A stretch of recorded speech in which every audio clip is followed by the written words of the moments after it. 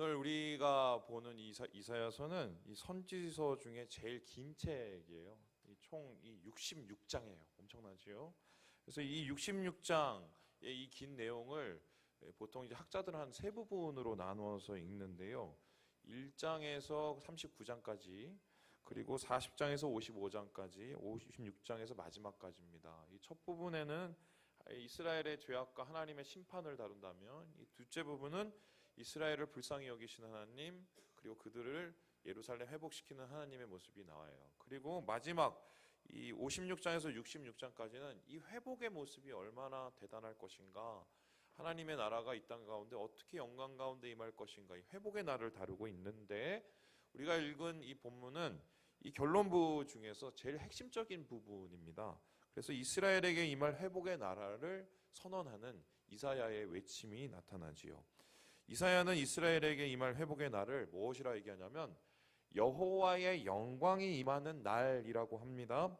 여기에서 주목해야 될 단어가 임하였다는 이 단어인데요. 이 히브리어 자라흐라는 이 단어는 이제 해돋이를 뜻해요. 여러분 정동진 가보신 분 계시죠? 그 추위에 그거를 떨면서 그 바다에 서 있는 이유가 뭡니까?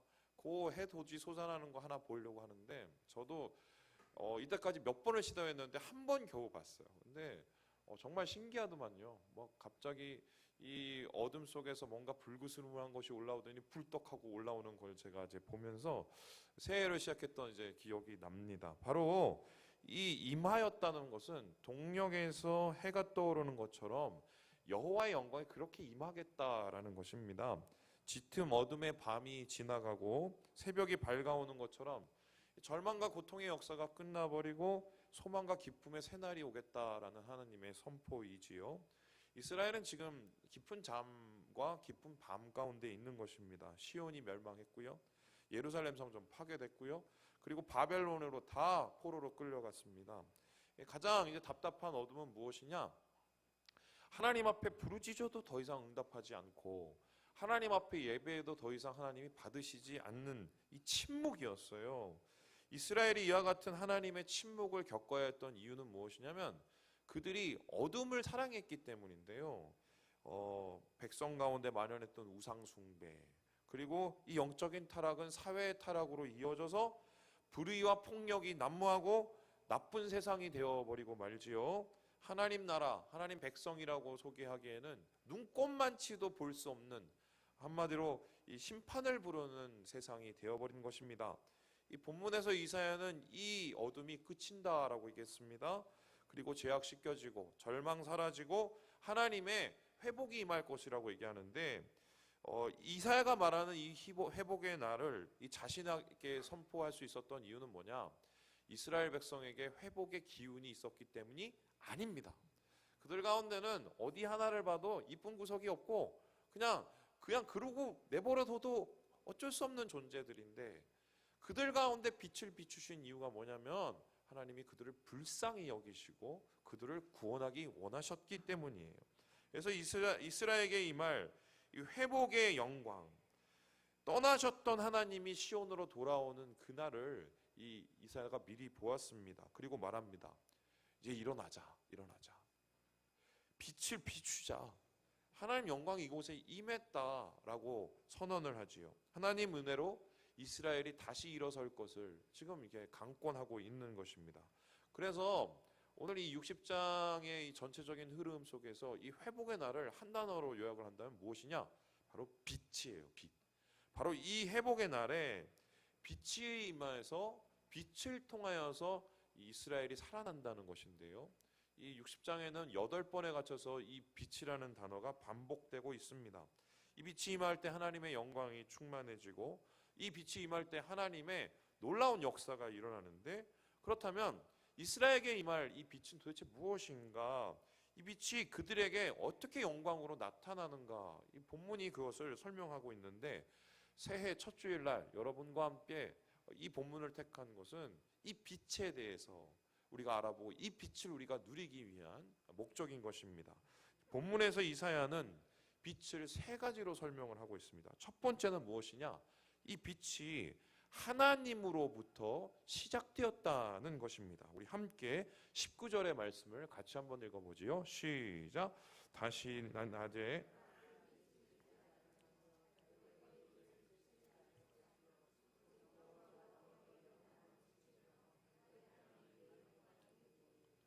특별히 이사야는 이 빛이 해와 달과는 비교될 수 없는 빛이라고 얘기를 하고 있습니다. 낮을 비추는 햇빛, 밤을 비추는 달빛과는 비교도 안 되는 차원이 다른 거라고 얘기하는데, 여러분 아직까지 이 빛은 이 과학계에서 해결되지 않은 난제 중에 하나입니다. 여러분 고등학교 때 지구과학 시간 기억하시는지 모르겠지만 이 빛이 무엇인가를 정체를 나타낼 때 두 가지 설이 있어요. 한 가지는 빛은 파동이다, 빛은 아니면 입자다, 이런 얘기 있는데 둘 다 맞고 둘 다 틀려서 아인슈타인이라는 학자가 이걸 합쳐서 빛은 입자가 있는 파동이다, 이렇게 얘기를 합니다. 근데 정확하게 몰라요. 입자도 아니고 파동도 아닌 알 수 없는 그 무엇이 이 빛인데요. 지구는 이 빛 때문에 살아가고 있습니다. 나무의 열매가 맺히는 것도, 세상의 아름다운 천연의 빛깔을 볼 수 있는 것도 태양에서 내려오는 이 빛 때문이죠. 밤을 밝히는 이 달빛도 사실은 태양의 빛을 반사하는 것밖에 되지 않습니다. 여러분 근데 그거 아십니까? 태양도 나이가 있어요. 아시는 분 계시고 안 모르시는 분 계신데, 여기 이제 태양의 일생이라고 하는데 중간에 파란색으로 있는 현재라는 저기 보죠. 이게 제 태양의 나이입니다. 여러분 태양의 나이가 어느 정도 되라고 보세요? 학자들은 추정하기를 45억 살 정도로 봅니다. 그러니까 할아버지 중에 상할아버지인데요. 이 태양의 이 지금 나이는 한 중간, 이 생생한 이 젊음 정도에 해당되고, 이 태양 역시 수명이 있어요. 그 수명이 언제냐? 길게는 이 78억 살 후에 태양이 죽는다라고 얘기하거나, 아니면 54억 살 후에 태양이 없어질 것이다라고 얘기하는 사람이 있는데, 뭐 우리하고는 사실 뭐 크게 상관이 없는 머나먼 이야기이죠. 그런데 이사야는 이 강렬한 태양빛, 우리를 살리는 이 태양빛과 회복의 날에 비추는 빛이 다르다고 이야기를 합니다. 그 이유가 무엇입니까? 태양은 언제나든 사라지지만 결국 하나님이 비추는 이 회복의 빛은 영원하고 완전하시기 때문입니다.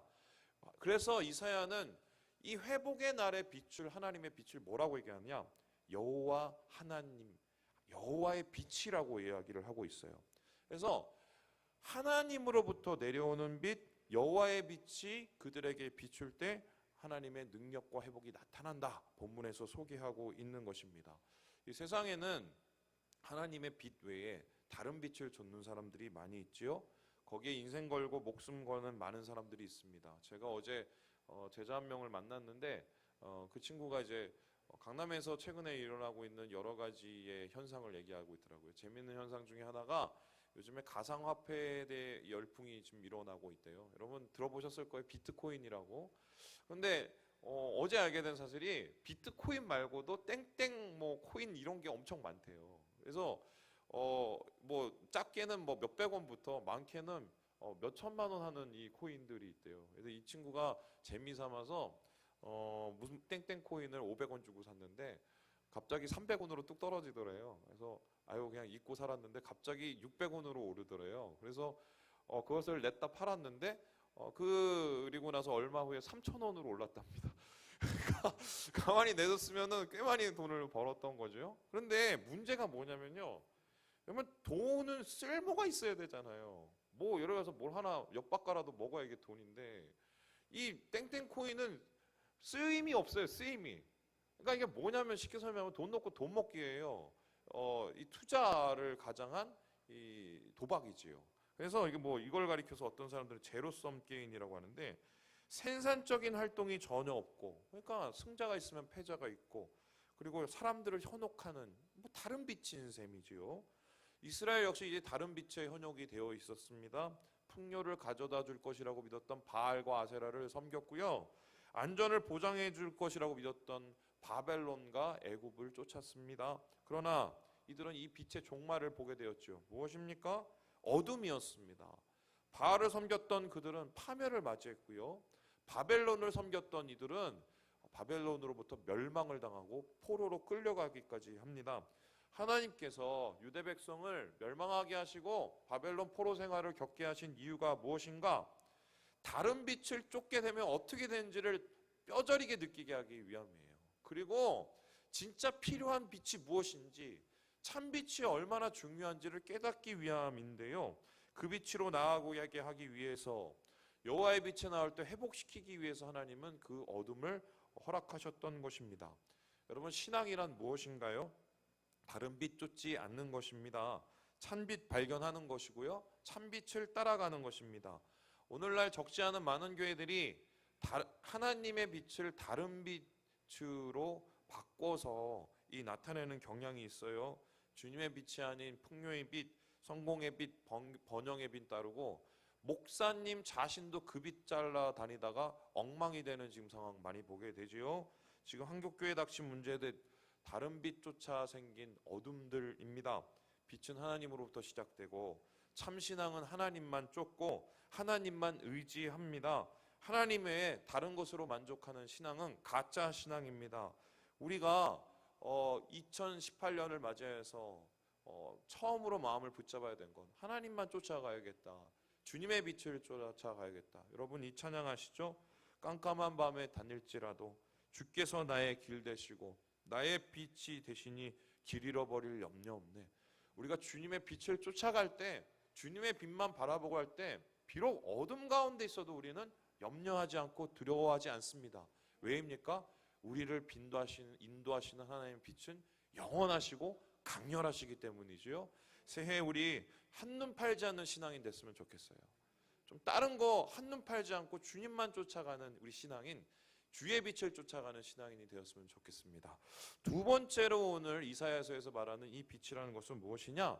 빛은 주의 백성들을 다시 살린다는 것입니다. 우리 함께 14절의 말씀을 같이 한번 읽도록 하지요. 시작. 너를 괴롭히던 자의 자손이 몸을 굽혀 내게 나오며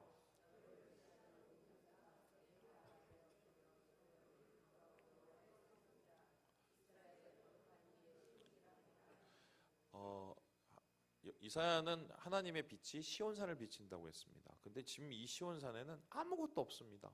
성전은 무너졌고요, 성벽은 돌 위에 돌 하나 남지 않고 사람들은 다 회파되고 들짐승만 뛰어다니는 곳이었습니다. 그런데 이곳에, 이 산에 솔로몬의 성전 낙성식에 임하였던 영광이 다시 임하실 것이라고 말합니다. 땅끝으로 끌려갔던 유대 백성들 돌아오고 멸시천대받던 이들이 다시 하나님 아들 될 것이라고 말합니다. 돌 위에 돌 하나 남지 않은 이 폐허 위에 거룩한 성이 세워지고 다윗 왕국의 영광이 회복되리라고 말합니다. 주님의 빛이 임할 때 주의 백성들이 살아나기 때문이죠. 그렇다면은 이날이 과연 언제일까? 학자들에 따라서는 세 가지의 의견이 있어요. 먼저 이 말씀이 선포된 후에 70년 뒤의 이야기인데요. 실제로 이때 이스라엘 백성들은 바벨론에서 풀려나서 예루살렘으로 돌아옵니다. 이곳에서 20년에 걸쳐 성전 공사하고요, 많은 어려움 끝에 몇 번의 고비를 겪으면서 성전을 완성하지요. 그리고 뒤이어서 온 느헤미야는 성전을 지킬 성벽을 세우는, 그래서 이 작은 이 회복이 있었습니다. 하지만 이 회복이 온전한 다윗 영광을 드러내는 완전한 회복이라고는 할 수 없습니다. 그래서 학자들은 두 번째의 이 회복의 날을 꼽는데요, 바로 2700년 뒤에 예수 그리스도의 탄생을 말합니다. 메시아의 도래지요. 예수님께서 이 땅 가운데 오셨어요. 그리고 사역을 시작했어요. 그때 사실 이스라엘을 빛내고 있었던 사람은 예수님이 아니라 누구였냐? 세례 요한이었습니다. 그런데 세례 요한이 예수님 앞에 이렇게 물었습니다. 당신이 그분이 맞습니까? 메시아가 맞습니까? 거기에 대해서 이 예수님은 이렇게 대답을 하셨어요. 우리 함께 누가복음 말씀 읽어보지요. 시작. 예수께서 대답하여 이르시되 너희가 가서 보고 들은 것을 요한에게 알리되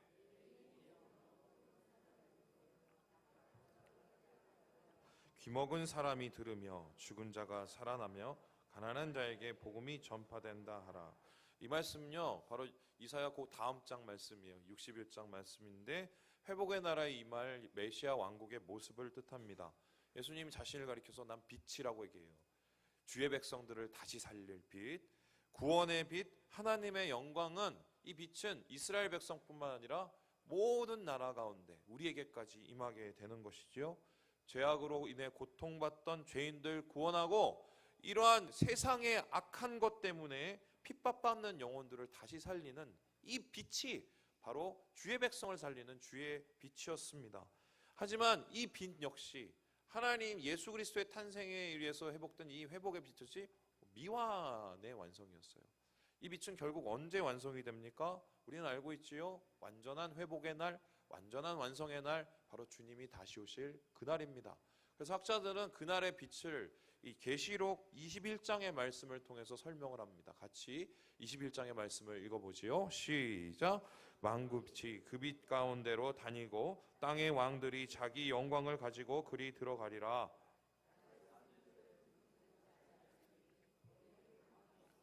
이 요한이 보았던 이 마지막 날의 빛의 신화는 바로 이 이사야서 60장의 말씀의 되풀이였습니다.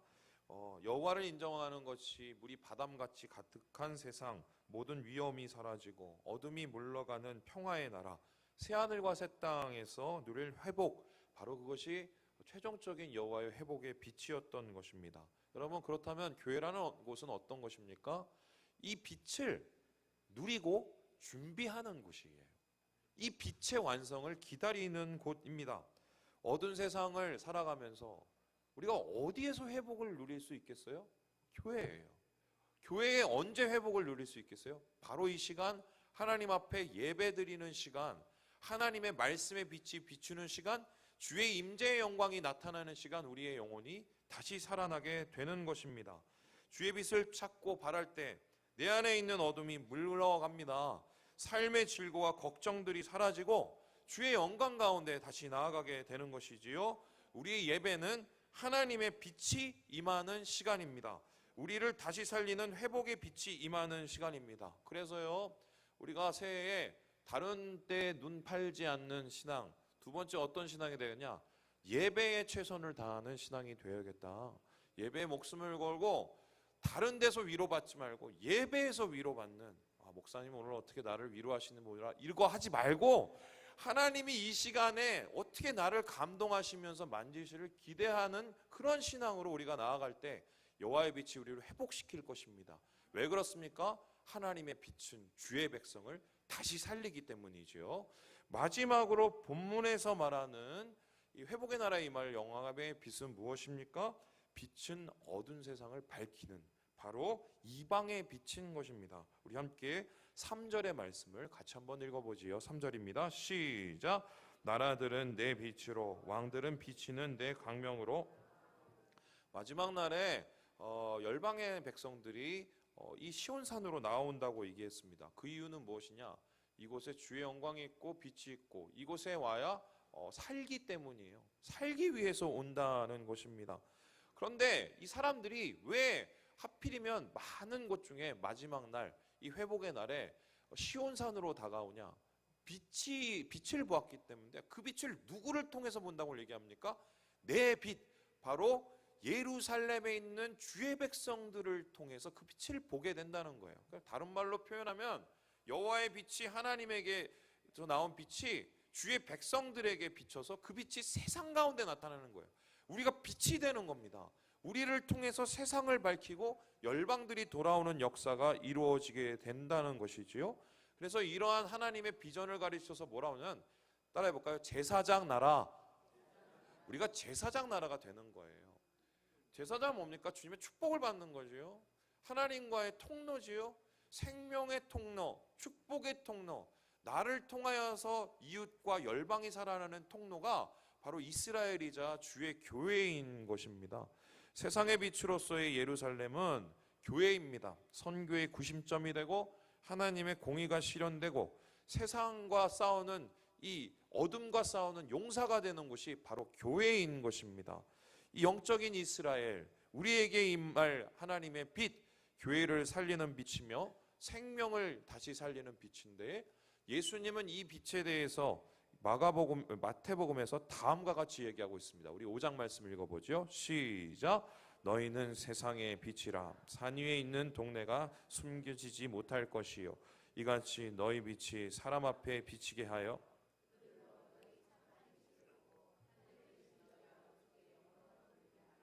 이스라엘 백성들 살아날 이유 하나도 없었는데 불쌍히 여겨서 그들을 하나님 구원해 주셨지만 그건 사명이 있는 구원이었어요.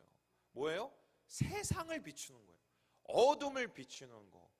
죽어가는 영혼들을 비추는 것이 이스라엘의 사명이었습니다. 나만 잘 먹고 잘 사는 신앙은 하나님이 원하는 신앙인가요? 아닌가요? 아니지요. 우리의 신앙은 결과적으로 영혼을 살리는 게 목적이어야 돼요. 교회의 존재 이유는 무엇입니까? 하나님의 영광을 드러내어서 세상을 밝히는 겁니다. 하나님의 자랑이 되어야 돼요. 우리가 자랑이 되어야 되고 우리 교회가 자랑이 되어야 됩니다. 지금부터는 제가 왜 이런 말씀을 여러분에게 전하는지를 전하도록 하겠습니다. 잘 들으세요. 12월 말에 편지 한 통을 받았습니다.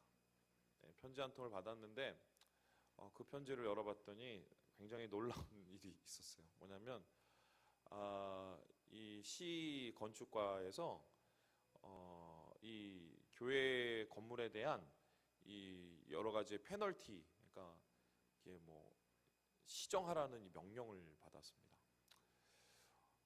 장로님하고 이것 때문에 머리가 아찔해갖고 이거 어떻게 할 것이냐 가지고 제가 논의를 했는데 알아본 것이 더 충격적이었어요. 그러니까 교회 건물에 대한 문제는 뭐 사실 우리 30년 된 건물이라 양성화된 거거든요. 근데 그게 문제가 아니라 누가 교회를 상대로 민원을 넣습니다. 누군지는 몰라요. 근데 정확하게 표현하면 이 이웃들일 거예요. 어떤 이유인지 모르지만 교회 때문에 뭔가 불편함이 있어서 시에다가 전화를 했고 아마 그것이 계기가 돼서 뭐 건축가에서 이런 뭐 페널티들이 날라온 것 같은데요. 이 편지를 받고 심란을 했어요. 이거 어떻게 해결해야 되지? 이 부분을 어떻게 하면은 좀 잘 해결할 수 있을까? 막 걱정도 오고요. 그래서 장로님하고 막 한숨 쉬다가 여러분 기억하시겠지만 2주 전에 제가 짐 싸들고 기도원에 올라갔습니다. 기도원 올라가서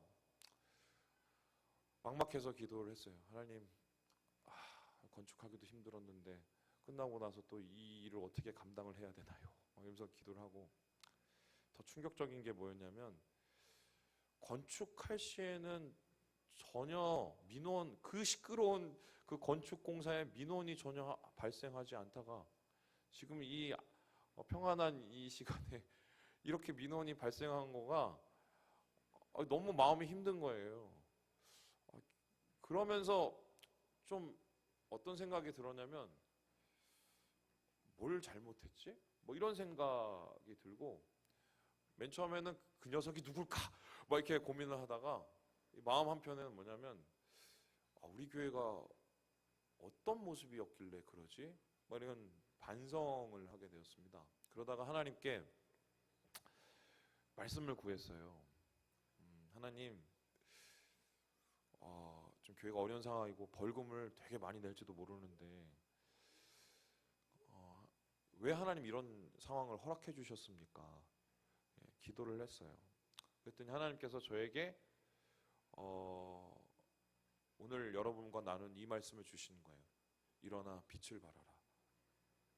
이 말이 맨 처음에 어떤 얘기인지 잘 몰랐어요. 뭐 구원, 뭐 전도 열심히 하자, 교회 부흥하자, 뭐 이렇게 보통 이 말씀을 이렇게 전하잖아요. 근데 그건 아닌 것 같아서 계속 며칠 동안 하나님 앞에 묵상하면서 기도했습니다. 하나님, 왜 이 말씀을 주셨나요? 이 말씀을 주셨나요? 그랬더니 하나님께서 마음 가운데 주시는 말씀이 사실 우리가 작년에 예배당 이 보수하는 문제 때문에 참 많은 또 여러분의 이 손길과 또 헌신과 또 여러 가지 열심들이 이제 이어졌지 않습니까? 그러다 보니까 이제 여기에 너무 몰두하는 거예요. 그래서 이제 교회를 이쁘게 짓고 예배드리 뭐 그렇다고 우리가 뭐 휘황찬란한 교회는 아니지만 또 이거 관리하고 뭐 이런 거에 이제 너무 열중해 있었던 거예요. 근데 하나님께서 그런 마음 주시더라고요. 교회 건축이 진짜 뭐냐? 진짜 건축해야 될 교회가 뭐냐? 이걸 질문하시는 거예요. 최소한 이건 아니에요. 그죠? 이거 짓기 위해서 우리가 신앙생활을 하는 건 아니에요. 그럼 하나님께서 지으신 진정한 교회 건축이라는 것은 영혼을 살리는 건축이죠. 영혼을 세우는 것이고, 그 영혼을 세우는 것은 뭐예요? 세상을 밝히고 또한 마을을 살리는 건축이죠. 특별히 여러분 아시긴지 모르겠지만 지금 이 외미마을을 들어가 보시면 정말 엉망입니다. 문 닫힌 집, 이 한번 폐가가 지금 되게 질비해 있고요. 그리고 어르신들, 독거노인들만 계세요. 거의 많은 부분에 있어서 많이 떠나셨고요. 근데 사실 이 건축하다가 그 부분을 우리가 맨 처음에 사역하고 시작을 했었는데 어느 순간엔가 좀 놓쳤던 거예요. 그러니까 주변에 있는 영혼들을 돌아보고 또 주변에 있는 이 마을 분들과 또 함께하고 아픔을 같이 하고 그들을 살리는 일에는 어느새인가 좀 이렇게 느슨해졌던 거를 발견하게 되었어요. 그래서 하나님 앞에 제가 회개를 했습니다. 하나님, 잘못했습니다. 주님이 교회 세운 이유는 영혼 살리라고 세웠는데, 마을 살리고 세상 살리라고 세웠는데 그것을 좀 게을리한 것 같아 주님 죄송합니다. 주님 기회를 주시면 다시 좀 세상을 밝히고 우리의 영혼을 통해서 마을을 좀 살리는 그런 교회가 되고 싶어요. 이렇게 기도를 해줬어요. 그리고 하나님 앞에 기도를 했어요. 기회를 주세요. 기회를 주세요. 근데 우리 교회는 작은 교회잖아요. 우리 교회가 뭐 힘이 그렇게 많은 교회는 아니지 않습니까? 근데 그렇게 기도를 하고 있는데 2주 후에 어떤 분한테 연락을 받았어요. 잠깐 저를 좀 보자고. 그래서 제가 이번 주에 그분을 만나고 왔습니다. 이제 갔더니 이분이 헌금을 좀 하고 싶다고 그러시더라고요. 그래서 그래요? 그래서 막 이런저런 얘기를 하는데 머릿속에는 그 헌금이 얼마일까 이런 생각밖에 없었어요. 그래서 나중에 뭐 기도해드리고 헌금을 받아서 집에 와서 제일 먼저 액수부터 까서 봤는데 3천만 원이었어요. 뭐 액수의 문제가 아니라 기도하고 2주 만에 하나님이 3천만 원을 주셨어요. 근데 그분이 저한테 이런 얘기를 하셨어요. 막 지금 교회의 여러 가지 어려움들, 이 한국교회 여러 어려움들 얘기하면서 저 박성민 목사는 좀 교회다운 교회를 세워달라고, 그리고 이 돈을 좀 교회답게 써달라고. 그 얘기를 딱 듣는데 마음이 이렇게 딱 무거워지는 거예요. 이게 하나님이 주신 마지막 기회일지도 모르겠다. 우리 교회가 진짜 세상을 밝히고 어둠을 밝히고 사람 살리는 교회가 되라고 하나님이 주신 우리에게 마지막 기회일지 모르겠다. 이런 마음이 드는 거예요. 그래서 하나님 앞에 돌을 붙잡고 기도를 했어요. 하나님, 올해 정말 우리 교회가 빛이 되게 해주세요. 이 마을의 영혼 살려가게 해주시고, 이 갈등과 지금 뭐 이 절망 가운데 치들어 있는 이 외미 마을을 우리가 어떻게든 좀 희망의 빛을 주고 평화의 빛을 주는 그런 다리 역할을 우리 다시 할 수 있도록 하나님 도와주세요. 이러고 기도를 했어요. 여러분, 어떻게 해야 될지는 잘 모르겠어요. 그리고 이 돈을 또 어떻게 써야 될지도 잘 모르겠어요. 이제 같이 기도하면서 우리가 연구해 봐야겠지만 하나님의 분명한 메시지는 있어요. 하나님 우리를 빛을 삼아 주시고 빛을 비추기 원하세요. 2018년에 이 빛을 우리 주위에 있는 이웃들에게 비추기를 원하세요. 나 혼자 잘 먹고 잘 사는 신앙, 잠자는 신앙입니다. 내 번영과 내 건강을 위해서 사는 신앙, 그건 죽은 신앙이에요. 그 죽음의 잠에서 깨어나서 하나님의 빛으로 영광을 나타내는, 주님의 자랑이 되는 세상을 비추는 하나님의 교회, 진정한 하나님의 교회를 우리를 통해서 세우기를 원한다. 하나님이 우리에게 이렇게 실제적인 것들을 보여주시면서 얘기를 하시더라고요.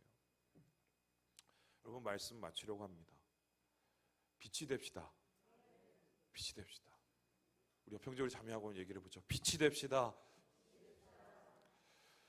우리의 빛을 통해서 여러분 빛은 작아도 어둠을 밝혀요. 우리 교회 작지만 하나님이 주신 빛이 우리에게 있다면 이 마을과 세상을 밝힐 거예요. 이 어둠을 물리치고 세상 가운데 소망이 될 것입니다. 주님 안에서 이 희망을 붙잡고 일어나서 빛을 비추어 하나님의 영광을 나타내시는 우리 사랑하는 우리 호원삼일교회 가족 되시길 주님의 이름으로 축원합니다. 기도하겠습니다.